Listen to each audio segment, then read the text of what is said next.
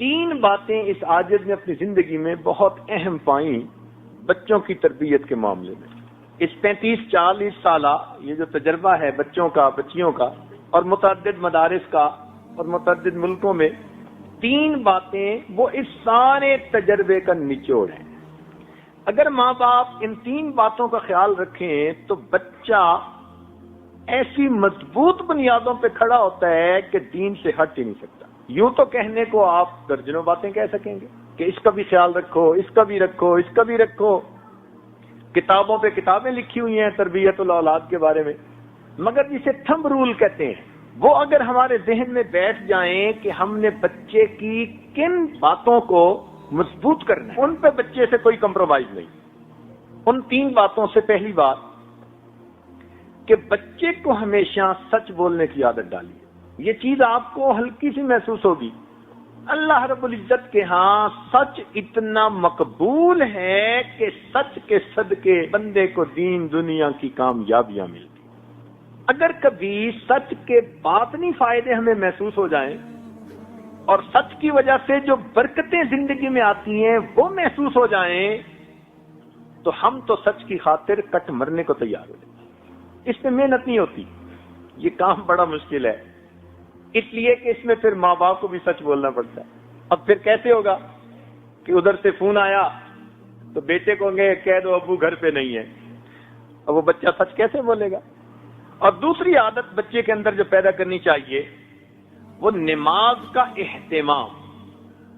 نماز تو پڑھتے ہی ہیں بچے، بچپن سے اس کو نماز کا اہتمام سکھانا ہے، تسلی سے وضو کرنا ہے، پاکیزگی کا خیال رکھنا ہے، وقت پہ نماز پڑھنی ہے تکبیر اولیٰ کے ساتھ اگر وہ بیٹا ہے۔ اس کے اندر ایک فائدہ تو یہ کہ اس بچے کے اندر پاکیزگی آ جاتی ہے، کیونکہ بے نمازی بچہ تو استنجے کا بھی خیال نہیں کرے گا، اور اگر نماز پڑھے گا تو کپڑوں کی پاکیزگی کا خیال رکھے گا، تو پاکیزگی بھی آ گئی، وقت کی پابندی بھی آ گئی۔ اس سے خوش نہ ہو جائیں کہ بچی نماز پڑھتی ہے اور بچہ نماز پڑھتے نہیں، نماز کا اہتمام۔ اس لیے بچے کو دیکھیں کہ جلدی جلدی نماز پڑھ رہا ہے تو نہیں، اس پہ کمپرومائز نہیں ہے۔ بچپن سے اس عمل کی اہمیت اس کے دل میں بیٹھے، مجھے نماز پرسکون ہو کر پڑھنی ہے، تسلی سے پڑھنی ہے۔ بچے کو بتائیے کہ بھئی آپ نے نماز تو پڑھی، کس کیفیت کے ساتھ پڑھی؟ تو جب بچپن سے یہ سنے گا کہ ابو بھی کہتے تھے کس کیفیت کے ساتھ پڑھی، تو اس کو پتہ چلے گا کہ یہ بھی زندگی کا کوئی مقصد ہے۔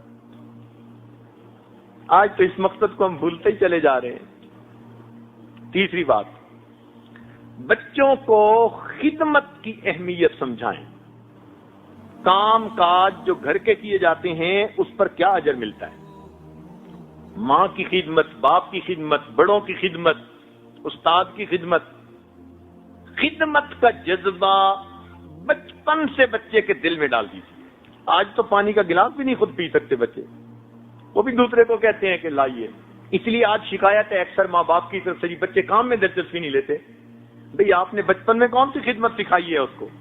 کیا پتا یہ بچہ کبھی کس اللہ والے کی خدمت کرے اور اس کی اس کو دعا لگ جائے۔ اس کو بتائیے کہ معذوروں کی خدمت کی جاتی ہے، بوڑھوں کی خدمت کی جاتی ہے، تو اس کے دل میں رحم کا مادہ پیدا ہوگا، احساس ہمدردی ہوگا۔ اس ایک لفظ خدمت کی وجہ سے اس بچے کے اندر اچھے اخلاق آتے چلے جائیں گے۔ جب دوسروں کی بات سنے گا جو بڑے ہیں تو پھر ماں باپ کی کیوں نہیں سنے گا؟ آج اس کو خدمت بتائی نہیں، وہ ماں باپ کی بھی نہیں کرتے۔